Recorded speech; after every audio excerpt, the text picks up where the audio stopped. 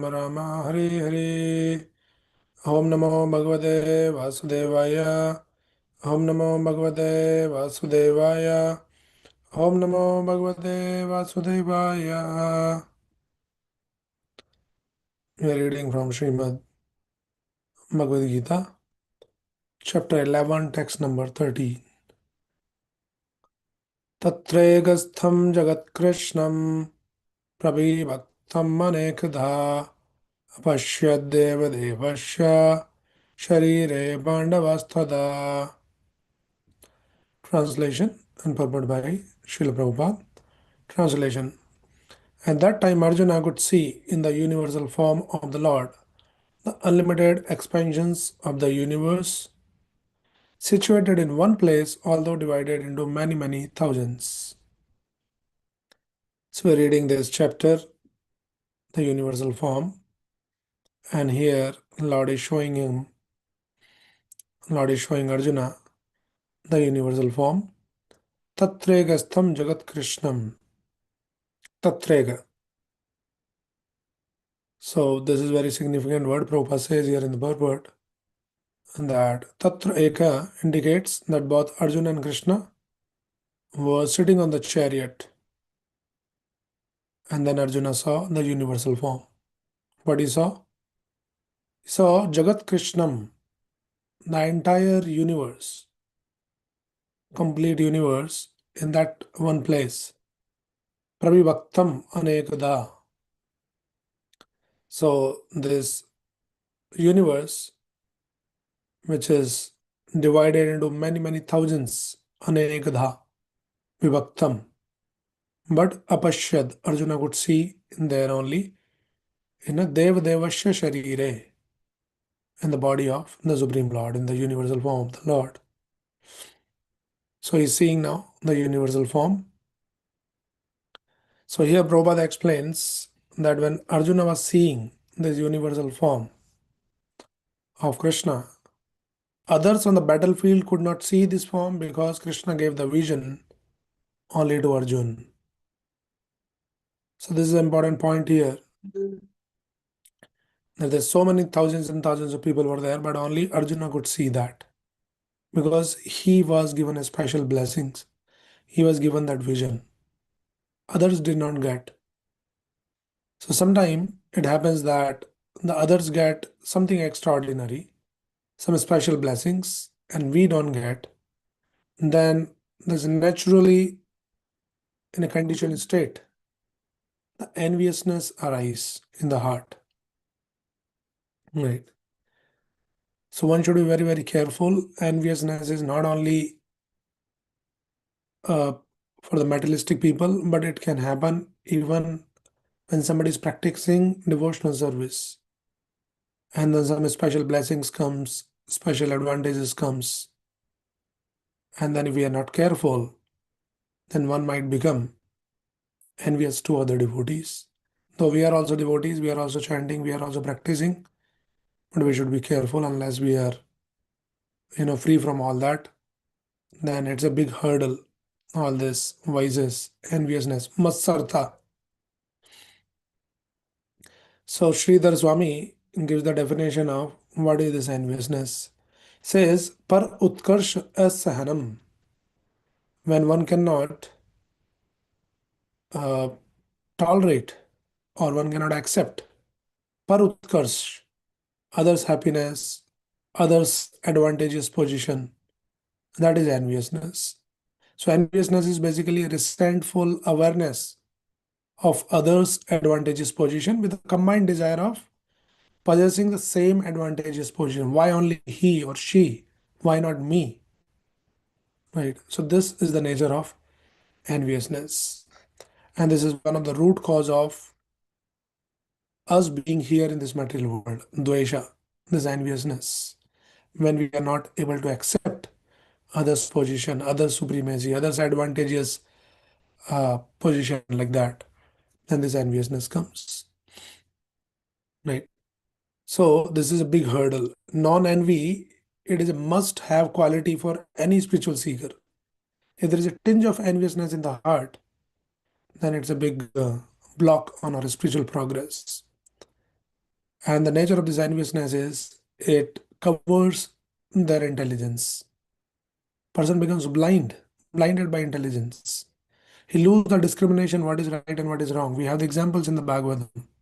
Example of the Chitraketu Maharaj, King Chitraketu, who was not having the son, and later by the grace of one sage, he received the son, and of course he was having like millions of wives, Chitraketu. So he got the son from one wife, and then naturally, he was spending more time with this one queen, and then other queens became very, very envious. So this enviousness, it makes one blind, and it covers their intelligence, they lose the discrimination, and it lead to destructive action.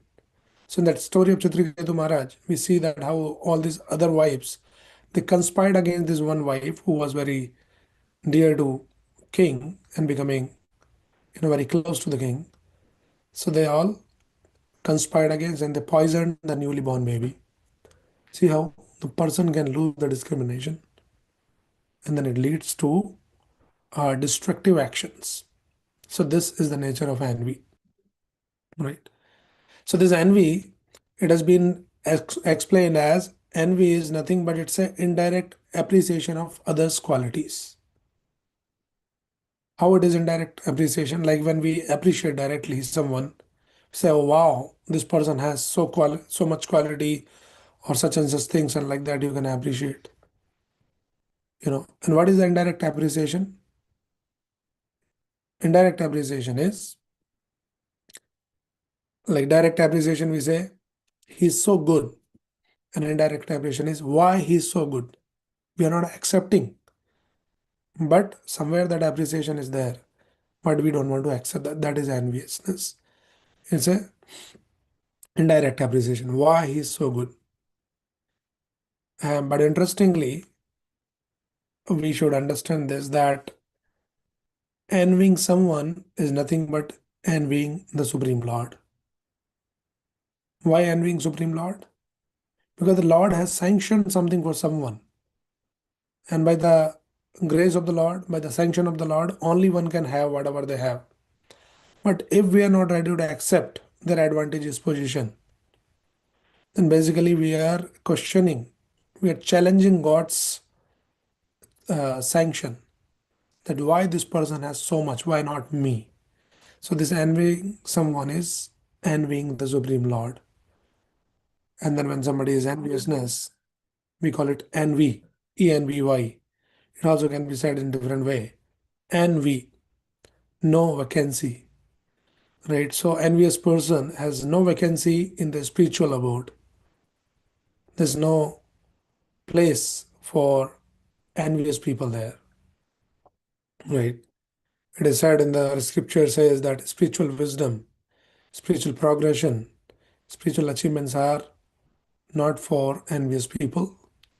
One should be non-envious. Idam tu te guhyatamam pravakshyami anasuyave.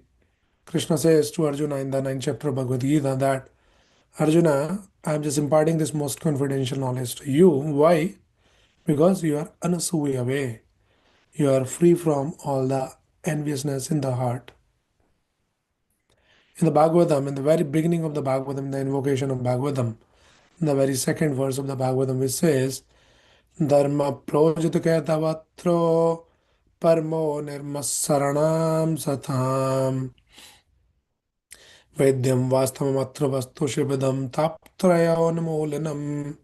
So there it is said, this knowledge of Srimad Bhagavatam, which is a Amal Puran, which is like free from all kinds of contamination, free from all the tinges of any, there's no trace of even material things in that subject.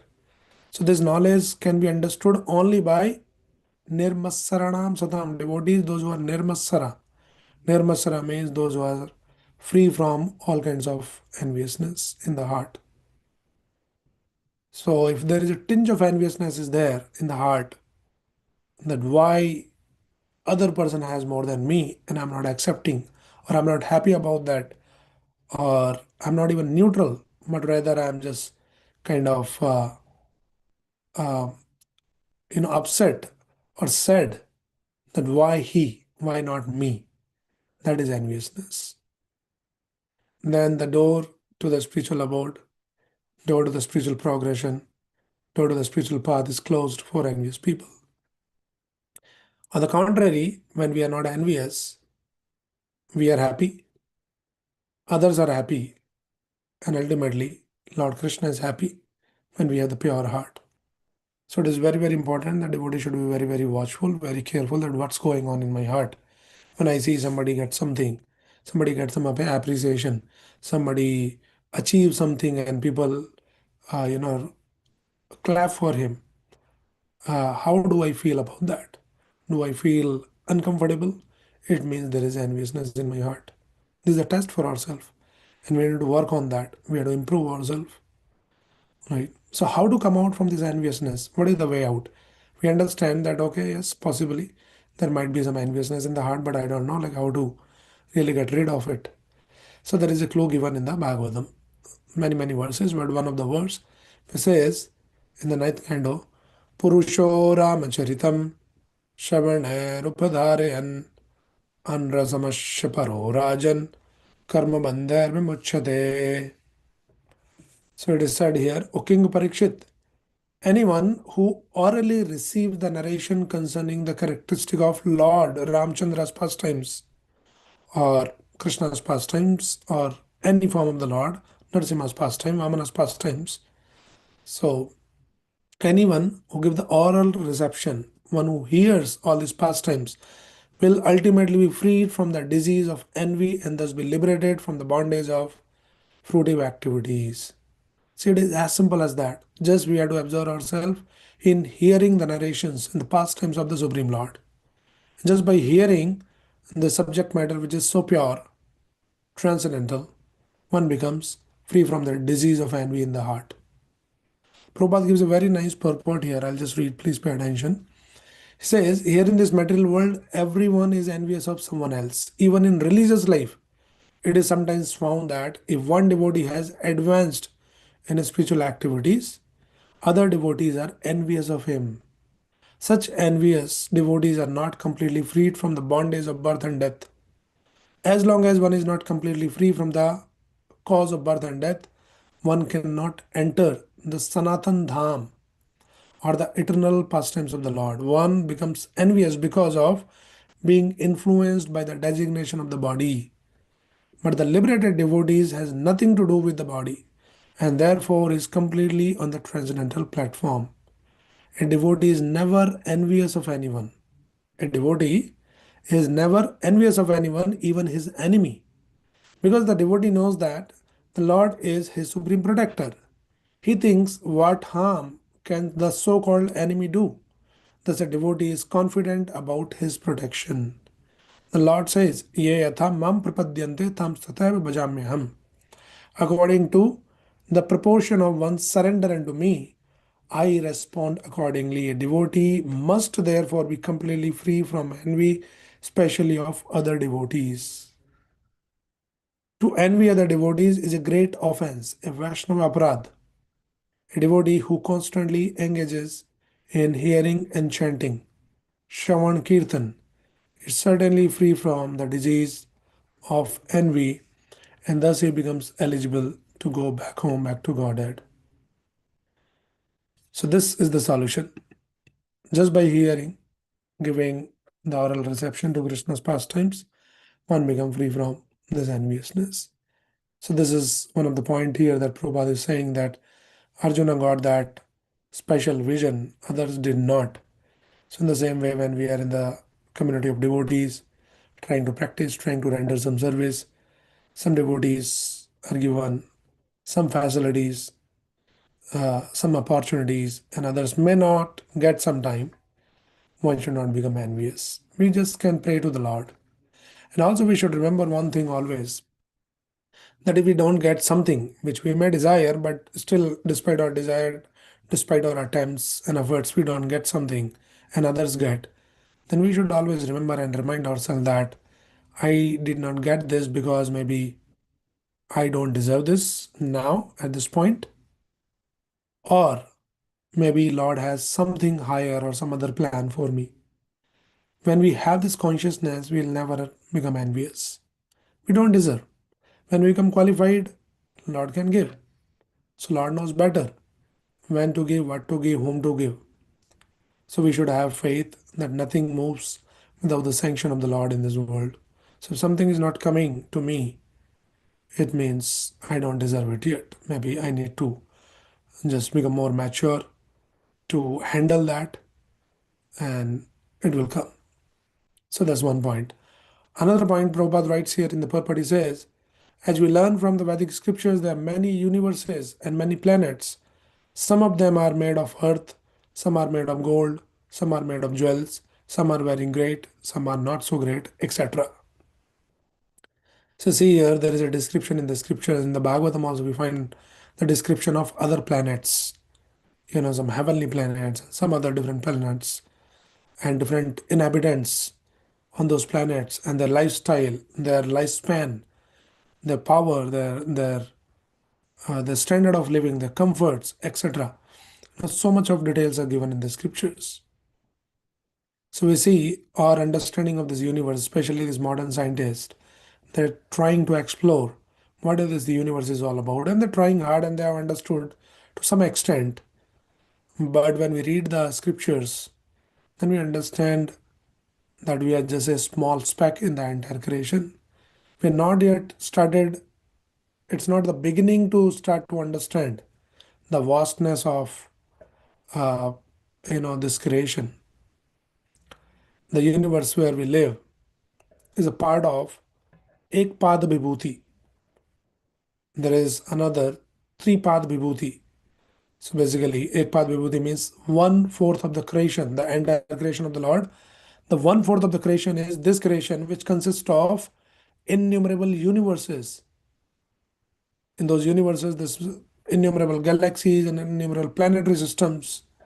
So we are the part of one of that galaxy, in that there's many, many universes. In that, we are the part of just one universe. In that one universe, there are innumerable planets. On those innumerable planets, we are on one planet, planet Earth. On that one planet Earth, there's many, many countries. In that we are living in one country. In this one country, there are many, many states. We are living in one state. And in one state, there's many, many cities. We are living in just one city. In the city, many, many streets. We are in just one street. In one street, there are many, many houses. And we are in just one house. In one house, there's many rooms. And here we are just in one room and sitting in one corner of the room. And we are trying to become the controller of the entire universe. We act as if we can control. Why he got, why she got, as if we can control who should get what. And unnecessary, we just keep getting envious. So when we read all this description, we become humble. We start to comprehend the vastness of this creation. The Lord's creation is unlimited. We are just a very tiny, small speck in the creation. So we should remain grounded, humble, and just bow down to the Lord and accept Lord's plan, Lord's sanction. Like that. So this is Ekpad Vibhuti. And then the description, there is three Pad Vibhuti. The three fourth of the creation is in the universe, in the spiritual world. And there again, so many, many planets and like that, Vaikuntha planets. So this is also another understanding that we get here.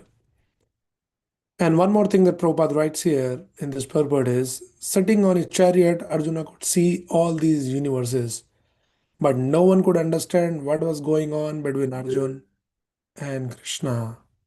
So now this is also another important point, that it is very, very difficult to understand the dealings between the Lord and his advanced devotees. To understand a Vaishnava who is a pure devotee, who is a Mahabhagavata, who is very advanced spiritually, to understand them, it is sometimes very bewildering. Sometimes they might look like some ordinary people, and sometimes they look like they're doing all sorts of crazy things. But our scripture says, Yanra chitte Krishna prema karaya uday. Yanra chitte, in whose heart Krishna prema karaya uday. In whose heart Krishna prema is already risen. Udaya, tanra vakya kriya mudra, vineha na bujay. To that person who is already on the level of, Krishna Prem in full ecstasy, to that person, his Vakya, Kriya, Mudra, Vigya na bujai. It's very difficult to understand the activities and the symptoms and the words of that person. So understand the great devotees and their dealings with the Supreme Lord, the relationship with the Supreme Lord is beyond our comprehension. So sometimes some things we are not able to comprehend, we are not able to appreciate. We should not become judgmental. We should not make any uh, comments, no derogatory comments or insensible comments on devotees like that. Better we choose to stay safe without any commentation. We say, okay, maybe I don't understand what's going on here because it's very difficult. Sometimes all these materialistic people in the outside world, they can't appreciate the devotees. Like devotees are all the time chanting 2 hours every day. They chant like 16 rounds. And apart from that, many devotees they are like walking, they're just holding, chanting back, keep chanting. They're going in the street, simply just jumping, dancing, singing Hare Krishna. So many people here they say, what these crazy people are like, what they're doing? Why don't they do something meaningful? Why don't you go and work, do something? So many people they can't understand, they can't appreciate that how the devotee just simply by chanting and singing and discussing about the Lord, so much a pleasure they derive, from that simple discussion. चित्ता मद्गत प्राण बोधयंतश्च परस्परम कथयंतश्च माम नित्यम तुष्यन्ति च रमन्ति च. They derive a lot of there's a great satisfaction. Tushyanti च ramanti च. They're just completely absorbed and then in complete bliss. But ordinary person may not appreciate. He may not be able to understand that what's going on here. So one should be very very careful that some senior devotees, some advanced devotees, how they behave, how they do. It might look like, oh, why they're doing like this, but we are no one to judge anyone. Better we stay safe like that. We should not end up uh, commenting something derogatory and doing some Vaishnava aparadh, which is very detrimental to our spiritual progression. So we should always remember all these, things. Which that way we remain very safe and progressive on our spiritual path. Otherwise, our progress might be checked. We consciously, unconsciously commit the offenses by commenting on someone. So it is difficult to understand all these great devotees. And we have many, many examples in the scriptures, like in the Bhagavatam, we talk about the Shukdev Goswami, very, very elevated personality, as elevated as all the sages are bowing down to him when he appeared on the scene. All the sages assembled from the entire universe. And as soon as this Shukdev Goswami, who is still a very young boy in his youth and completely naked, walking there, and when he comes and sit there, all the great sages, they're just bowing down to him. It's very difficult. Somebody might, ridicule them. Oh, look at this person. He's looking so odd and, looks so crazy. Like he's not even covered his body. He's just walking naked. What kind of a shameless person he is? Some ignorant person might comment like this. But one should be very, very careful. We have another example of four Kumaras. They're just young boys, small kids, looks like small kids, but very, very elevated souls, elevated devotees, that they could reach up to the Vaikuntha Loka. And then Jaya Vijaya misunderstood them, that is small kids, why they're coming here. And they stopped them and they cursed them. Very powerful. They could curse the doorkeepers of the Vaikuntha, Jaya and Vijaya. There is a story of Jad Bharat. He was just roaming around like a madman. People are just making fun of him, and all the kids are ridiculing him, and somebody is trying to hit him, and like that. But they are in complete trance. They're unaffected, unaware, unconscious of their externals. They're gone, crossed beyond these bodily levels. So, this is what is the advanced devotees level. They're not on the bodily platform. They doesn't really care that where they cover their body, they not cover their body. They're beyond all these bodily concepts. So difficult to understand. The senior, like very advanced devotees. There is also Rishabdev, you know, that in fact he was smeared in his own stool, looking very dirty externally speaking, but he was in on a very transcendental platform. And we have like some acharyas like Gaur Kishore Babaji Maharaj in our Vaishnava Gaudiya tradition, very, very advanced, completely absorbed in chanting the holy name. So what he will do is he will go and stay in like public toilets and those kind of places, dirty places. Why? Because nobody comes there on those dirty place. So he didn't want anyone should come and disturb his bhajan. He wanted to just completely absorb in chanting the holy name. So somebody might wonder like, hey, what is this sadhu is sitting in some toilet, public toilet? What kind of crazy thing is this? But we should understand that externally it looks like a dirty place because inside they're in complete trance. They're just enjoying. Never, never rasadham nidyatantum asit. They're constantly experiencing newer and newer, taste, spiritual taste. Externally, something might look dirty and all that, but they are least bothered about externals. Internally, they are just enjoying like that. So, this is how it is. So, very difficult for common man to understand, common man to appreciate all of this. And sometimes people just kind of comments, what is this all Hare Krishna people? They're just simply chanting, dancing. They're not doing anything meaningful. They might think because they are not understood, they are not read the Shastras, they don't understand the most meaningful thing is just chanting one name of Krishna. It can give you what your whole life's accumulation and possessions can't give you. That can be achieved by just chanting one name of Krishna. Right.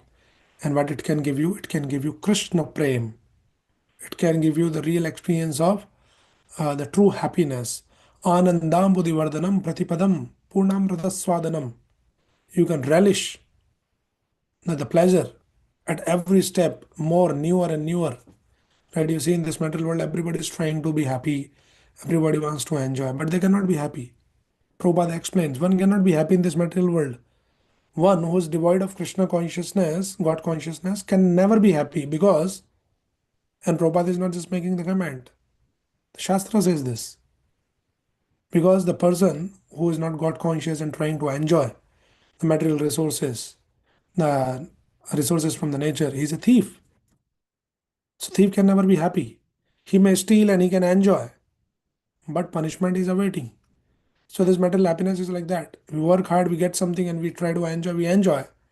But then Maya, the illusory energy, is waiting to beat us up. What kind of enjoyment is this? Just think of that, you receive an invitation from the White House for some dinner party. You're very excited. And by the end of the invitation, it is written with a star mark that yes, you're most welcome. Come and enjoy your dinner with the president of the country, and all the big, big people will be there. You'll be honored. And there's a condition at the end that before you leave, at the end, our guards will beat you black and blue. All the invitees. Please do come. You know, only somebody who's crazy would accept such an invitation that I'll go and then enjoy, and then after that, these guards will beat me up. I don't want to go there. So this is the kind of enjoyment. This is the kind of happiness that we experience in this material world. That we work hard and we think that we are enjoying, and this is fun, but then Maya is waiting to beat us up. So one cannot be happy like that. Okay, so these are some of the thoughts on this verse. Anybody has any quick question or any comment? Then unmute yourself and ask your question. If there's no question, I'll stop here. Srimad Bhagavad Gita as it is ki jai, Srila Prabhupada ki jai, Nidai Gaur Premanande.